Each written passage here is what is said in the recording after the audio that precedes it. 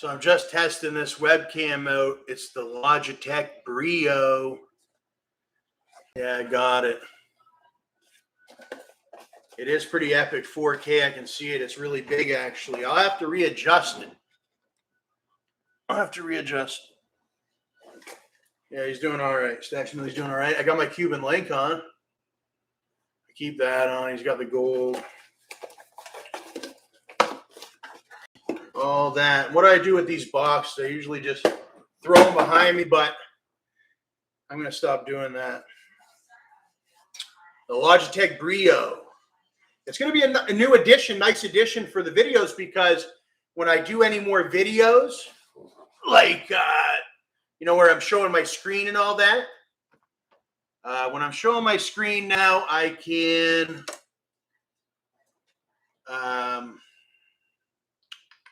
have my video there, and it's going to be 4K, good quality and all that. Yeah, I got an OtterBox. They're a good investment. So get one. I remember it was like, get your OtterBox so you can hold on to it. So, and that's your OtterBox, and that is your OtterBox. Yeah, these glasses look a little bit funny. They're a different glass, different eyeglasses than the blue ones, the famous blue ones. These ones are the Ralph Lauren's. I've had them for a while. Now he's got the red on the owl now or whatever. And this one's almost fixed, a little fluer. You got the boat with the sunset. R.I.P. Sheldon McKee. He did this one and this one. Death Before Dishonor. And I want some more. And I want some right here. He died in a bike accident. I never even rode with him. I never seen Sheldon. I never seen. This thing has to be turned down a bit. I don't know how else. Jesus. I haven't seen Sheldon in years. Okay. Oh my God. Look at this webcam. That's crazy. I haven't seen Sheldon in years. Last time I seen him was in Wingham. Haley Pierce happens to be in Wingham. She's been on a couple of my things or whatever, Project DA and all that. But I went to McKee Tattoo, but Sheldon, I don't know. But that's crazy. He was big into the TV show Gangland and all that when I met him. So I said, and I happen to be related to that judge, eh? And I happen to be related to such and such Thompson. But I'm not Cam and I'm not Andrew. My name's StacksAMilli. I used to live in Cape Coral, Florida, and Linden, Tennessee. But I'm originally from Canada, just like Phil and all the rest of them, and all the rest of the Canadians. But I got to go down for, I don't know, it was 6 or 7 years. And I got to go to school and eat they have a lunch menu. If you've probably seen with the Obama, they have all the choices and all that and all that. I got to have that and all that. But I also did the milk program here in Ontario. I was originally from Guelph and Erin and Acton and Toronto and all that. But we were all the way up and down, east and west, Quebec, Alberta, even to BC now. I never even knew, but especially where Hillsburg to Teeswater, I knew was my area when I came back to Canada. It all worked out like that military story that I thought it would. And my dad even said when they tried to kill me, he said, we want his body in Tennessee to be buried on the family property. Their one's up. And the people the ones in Teeswater, like the Thompsons or whatever, they couldn't even believe that I had a father that lived in Tennessee that actually was going to take my body burial in Tennessee. They thought it was all under wraps or something. They were going to be able to just wrap me up and all that. But no, there was ones out there. I had a best friend from Cape Coral, 2 best friends from Cape Coral. They're that big time now that they hopped on the Blackhawks choppers, real helicopters in Teeswater, Ontario, Canada. Why? Because I worked very hard in my life. In the beginning, I worked for a company and we pay taxes, and the U.S. treats taxpayers very well, especially if you make significant dollars. You're an investment to the government. They say, hey, he might make the economy 100,000 or $1 million. Or, well, look at all the deals they do for the companies, and they're making sales and all that. They make all their sales. So I'm a really good, vibrant part of the community or the economy. And they say if I violated the law, they would just shun me down like that. But I didn't. I was very seldom to the humble and all that to be who I was, just the hard work and sort of like a Rumpelstiltskin or a Beethoven or what have you. But the government recognized it, and I knew it was only going to be one night they were going to save me. So they gave me a whole night to. I didn't have any firearms at the time. It was when I just returned to Canada, but I was about here for 10 years or so, and I had collected some assets, but I didn't have firearms yet or nothing like that. So I said, you know what? I'm going to do it this way. And I went through the whole court procedure because I never did nothing wrong. I was so innocent. I didn't even have a firearm. There were guys like Randy Jackson, 8 years in prison.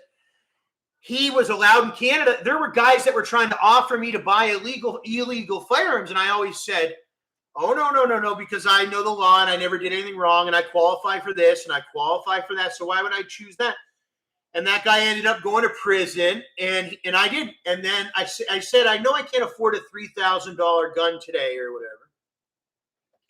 You know, like the French Moss that I got, if you want to see it on 4K. Some people might, there's been a couple of people that come into the stream, about 4 or 5 people, but sometimes these videos will be really, really big. Afterwards, people will watch. Yeah, she is hot and loaded for self-defense. We got 45 ACP, the French Moss, 1873. I have my FRT report. It's in my bag. There it is in 4K, my service revolver. I am French Ordnance here in Canada. And all that. I had my training down in Tennessee and Florida. But I've been all over Ontario. I even had training in Alberta. And my grandfather, or not my grandfather, didn't die in Alberta, but my uncle died in Alberta, and Gary Lang. And I didn't die in Alberta because that was a big thing. Believe it or not, they know your family history, and they try. And I learned that along the lines. I was always pretty stamina. No, what's the word? I was always pretty vigilant or whatever, and being right. But then I started to see, oh no, this person's starting to try to make it like this story. Oh, they must know about Gary Lang or whatever, because it gets down to the roots. We were a big well drillers. We sold our equipment over to Shell Oil. I know the whole story now. He's the age where he knows the whole story and everything. Because there was a time where I didn't even know the whole story. That's how broken up the family was. It was completely broken up. But I've reassimilated. I met Corbin Lang out in BC. I got a cousin because I'm Sloat or whatever, but my grandmother was Lang, the father of my mother. And I only got to see her one time, but I know she was a good person and all that. And she was highly wealthy or whatever. And the Langs were doing good. But we just couldn't unite is all it is. But we have united because the Langs have sent me money. They sent me some money before. I have uncle out in Alberta, Dave or whatever, had sent me some money. And then because he needed it. They were trying to kill us. They even went into Uncle Roy's. He's an uncle. Uncle Roy Lang. And they went right into his house before because Roy owns firearms. Roy owns 100 acres here in Canada. He's been here in Canada before these 4K would hit. Was a whole different time. And then I started to realize the timeline of everything. The law stands to a certain time.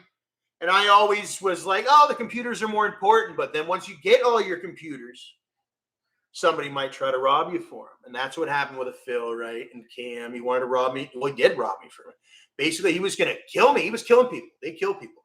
All in 4K got this, but even in 4K times, everyone. So here's another lesson. Even in 4K times, Phil's still on the loose. He hasn't been arrested for none of it. And this is all in 4K. I mean, what are you going to say? So you used to think, oh, if somebody does something bad, you have it on video. If somebody does something and you have it on video or what have you, then you'll be able to prosecute them. The police will prosecute them, but that isn't the fact. Some of them get away with it, and Phil's been getting away with it. But I think that's the end to it.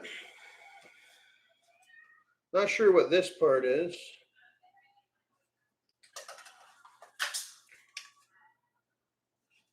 It's the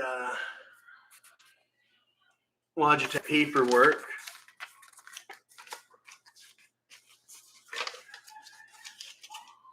He's got a big juicy